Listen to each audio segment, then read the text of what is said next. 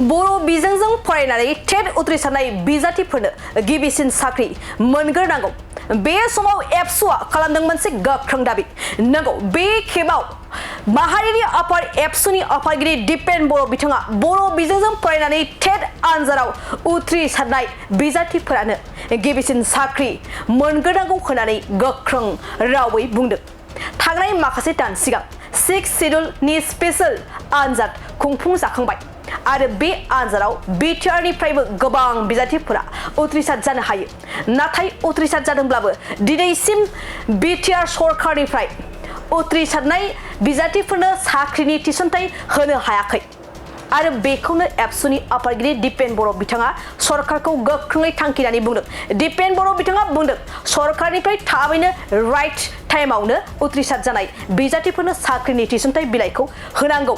बेजों लोगोसेयैनो बर' बिजोंजों फरायनानै टेट उथ्रिसारनाय बिजाथिफोरखौ प्रायरिटी होनानै गिबि साख्रियाव थिसननांगौ होनना दाबि खालामदों एबसुनि आफादगिरि दिपेन बर' बिथाङा।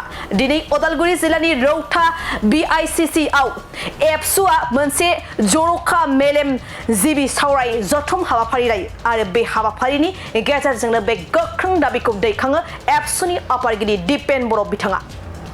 मिडियाम स्कुलाव बर' मिडियामनि जायफोर बेकग्राउन्डनि केन्डिडेट बिथांमोनानो प्रायरिटी मोननांगौ, बे जोंनिबो दाबि।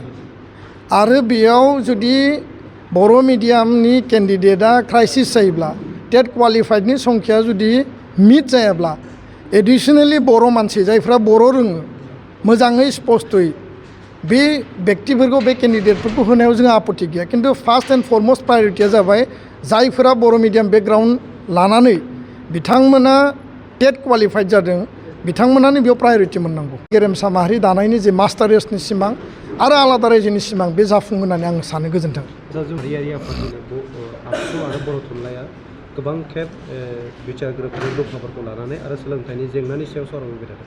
बे बिथिङाव सरकारनिफ्राय माबायदि नेगेटिभ पजिटिभ बिनि सायाव? सरकारा गावनि कमिटमेन्टखौ जोंनो होबाय थादों, मोनफ्रोमबो सावरायनायाव माइनस ओंखारदों आरो दिनै 6.3 स्कुल बा कलेज प्रभिन्सियेलाइजेसननि बेलायाव जों बुंदों जे गोख्रै मावनांगौ, खारन बियो मोनसे डिले प्रसेसआव सोलिगासिनो दङ।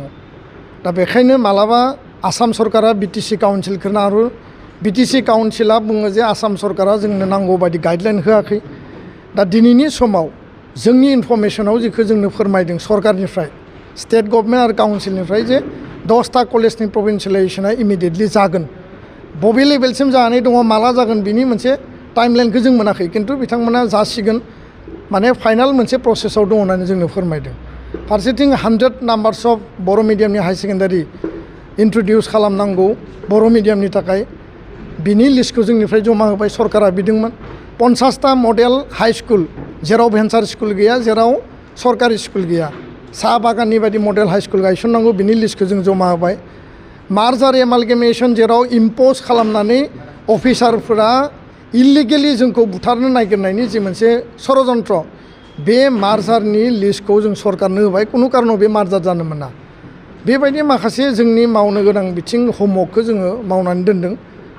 दायो बाथ्राया जाहैबाय जे सरकारनि रेसपन्सिबिलिटि, सरकारनि काटगरायाव मावनो गोनां बा होनो गोनांनि दायित्व दङ। बे टेट एपइन्टमेन्टआनो जा, बे बिटिसि जा बा आसाम सरकार जा, दा बेफोरखौ बिथांमोना मावनांगौ आरो राइट टाइमाव मावनानै जोंनि जातीय जिखिनि एसपिरेसन जेंनानि सायाव सुस्रांनायनि आदर्शखौ बिथांमोना पालन खालामनांगौ होननानै आं बुङो। गोजोन्थों।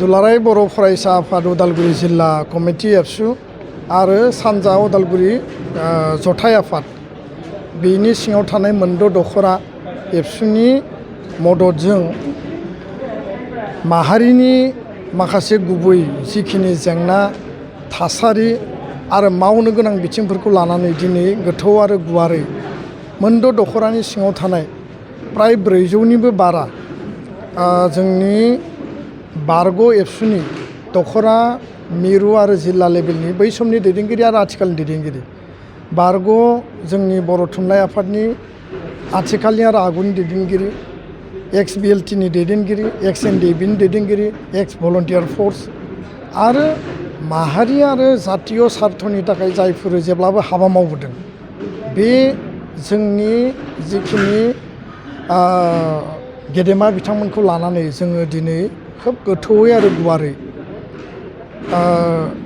माहारिया मोगा मोगि जानांनाय जेंना जेंसिफोरखौ जोङो सावरायो आरो बे सावरायनायाव जाय बिथांमोना बाहागो लाफैदों आं गोसो गोरबोनिफ्राय बिथांमोनखौ धन्यबाद बावदों। जोङो थारैनो बिथांमोनखौ बाख्नायनांगोन जे बिथांमोना सम दिहुननानै जातीय स्वार्थनि थाखाय दिनै जेरैबायदि मोनसे खौसेथिनि नेरसोन बा खौसेथिखौ दिनै बेयाव दिन्थिफैबाय जोंनि थाखाय माहारिनि थाखाय बे मोजां मोनसे आदर्श होननानै आं बुंनो सानो।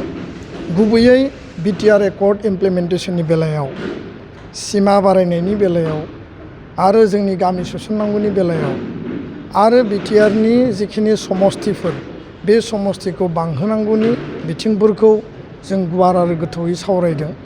लोगोसेयैनो सोलोंथाइ बिथिङाव जोंनि जिखिनि बर' मिडियामनि स्कुलाव स्टुडेन्ट एनरलमेन्टआ जिखिनि खमायलांदों बे एनरलमेन्ट खमायलांनायनि जाहोनाव बर' मिडियाम स्कुला जि गोमालांनो नागिरनाय, सरकारा बेखौ आरो मार्जार खालामनो नागिरनाय, जेराव सिंगोल टिचार जिर' टिचार दङ बिटिआरआव आसामाव बिनि 10 एपइन्टमेन्ट होनांगौनि बाथ्राफोरा दिनैनि जायफोर मेलेमजिबि बा माहारिखौ मोनसे नङा मोनसे समाव दैदेनबोदोंमोन बे बिथांमोना गुवार आरो गेबेङै दिनै बुंफोरो।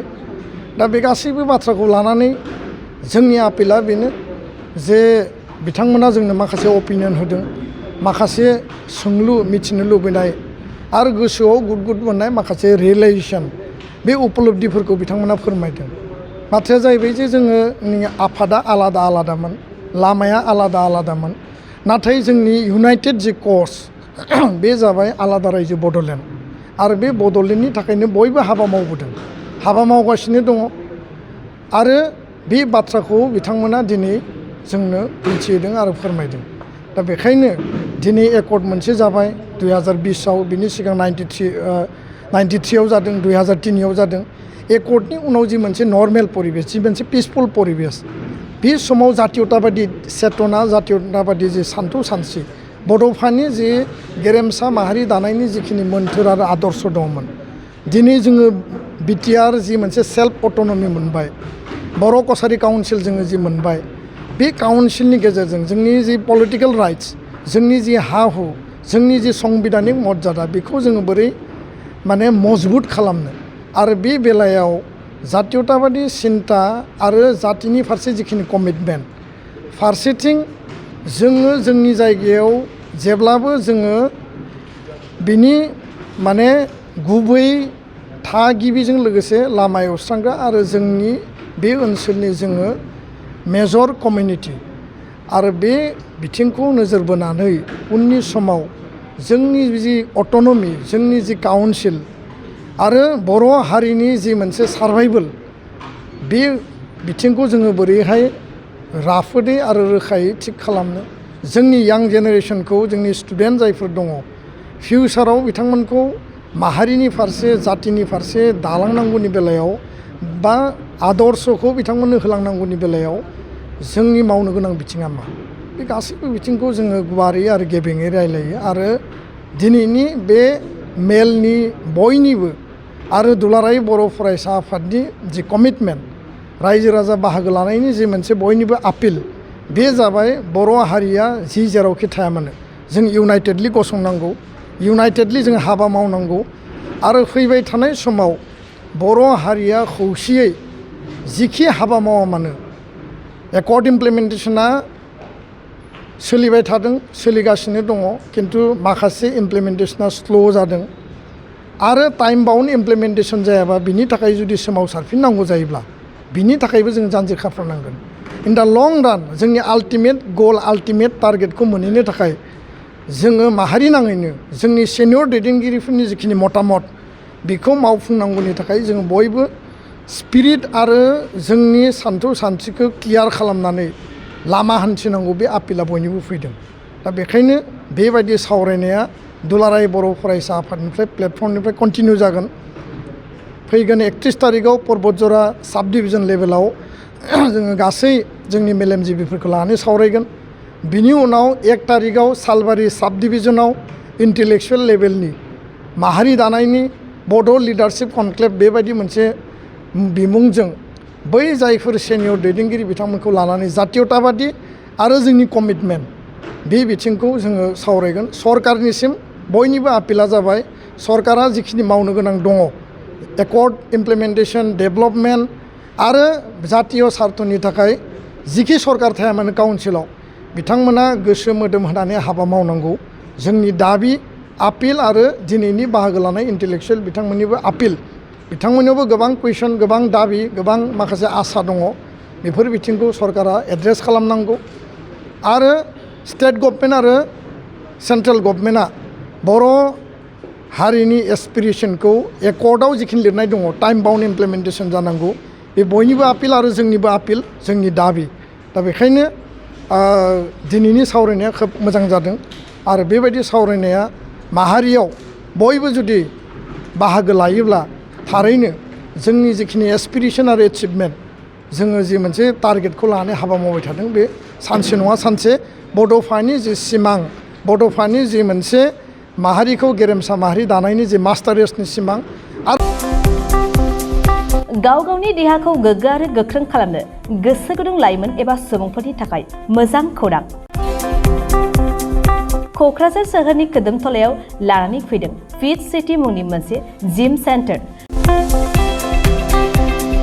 सोरांस्रि नार्जारिनि गोदानै बेखेवजानाय फिट सिटी मुंनि जिम सेन्टाराव फैनानै नोंथाङा नोंथांनि देहाखौ गोग्गो आरो गोख्रों खालामना लादो। अब्ला मानोथो गोबाव खालामखो नोंथाङा थाबैनो फिट सिटीआव एडमिसन लाहैदो। आबुंसिनै मिन्थिनो थाखाय 7896710934 नङाब्ला 9706677961 मबाइल नाम्बाराव कल खालामनो हागोन।